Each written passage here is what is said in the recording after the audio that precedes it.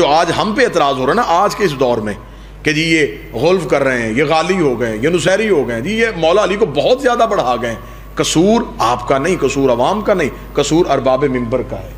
P H D کی کتاب primary key class میں نہیں پڑھائی جاتی،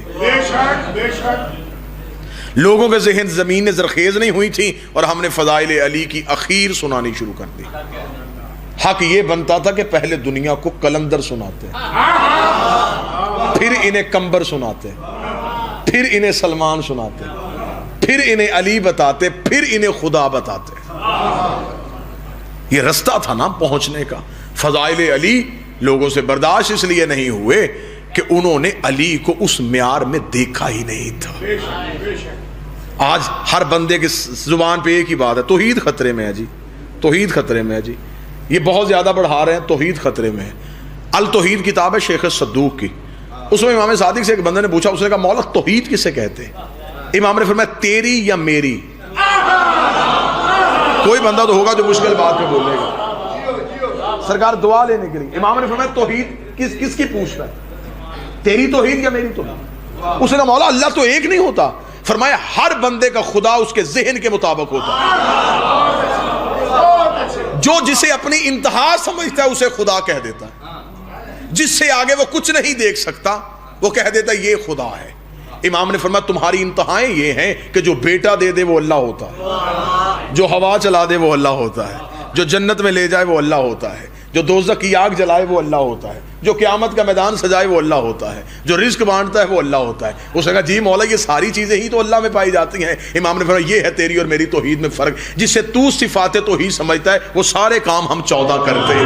اس نے کہا مولا پھر اللہ کسے کہتے ہیں؟ فرمایا جسے ہم سجدہ کرتے ہیں اسے اللہ کہتے ہیں، جسے ہم جھکتے اسے اللہ۔ ہم نے سجدہ گناہوں کی معافی کے لیے نہیں، جنت کے لالچ میں نہیں، ہم نے سجدہ اس کی پہچان کے لیے کرنا ہے۔ ہم سجدے میں نہ جھکتے تو یہ عرب کے جاہل جو پتھر کو خدا کہتے تھے انہیں علی کو خدا کہنے میں کیا مذائقہ تھا؟ انہوں نے فوراً خدا کہہ دینا، انہوں نے سجدہ کر کے بتا دیا کہ ہم اللہ بننے نہیں آئے، ہم اللہ منوانے کے لیے آئے، کیونکہ وہ یہاں آ نہیں سکتا تھا، ہم وہاں جا نہیں سکتے تھے۔ بہت آسان کر رہا ہوں، اس سے بھی زیادہ آسان کر رہا ہوں اور سلیس کرنے لگا ہوں۔ وہ یہاں آ جاتا وہ نہ رہتا، ہم وہاں چلے جاتے ہم نہ رہتے۔ اس میں اور ہم میں ضدیں ہیں، ضدیں ہیں۔ وہ انتہائی پاک ہے، ہم انتہائی ناپاک ہیں، ہماری ابتدا بھی ناپاک، انتہا بھی ناپاک۔ دنیا میں جس نے ہاتھ لگایا اس پہ بھی غسل واجب، دنیا سے گئے پھر جس نے چھو لیا اس میں بھی غسل واجب۔ وہ اتنا پاک ہے کہ کسی کو نہیں پتا کہ کب سے پاک ہے، کس چیز سے پاک ہے، کس نے پاک رکھا ہوا ہے، نہ وہ مطہرات سے پاک ہوا۔ بات سمجھ میں آ رہی ہے نہیں ہے؟ مشکل تو نہیں ہو رہی بات؟ وہ انتہائی پاک، ہم انتہائی ناپاک۔ اور قانون یہ ہے ضدیں کبھی بھی ایک نہیں ہوتی۔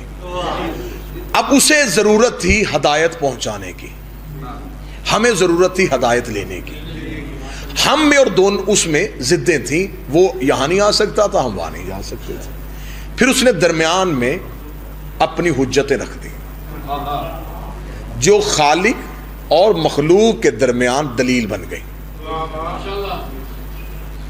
ہے وہ بھی نہیں ہے یہ بھی نہیں۔ اصل عقیدہ سنانے لگا ہوں شیعہ قوم کا، ہے وہ بھی نہیں ہے یہ بھی نہیں۔ اور آسان کروں، یہاں آتے ہیں یہ ہو جاتے ہیں،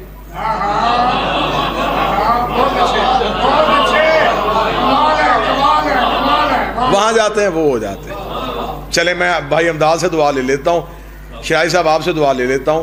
جس نے یہاں سے دیکھے اسے اپنے جیسے لگے،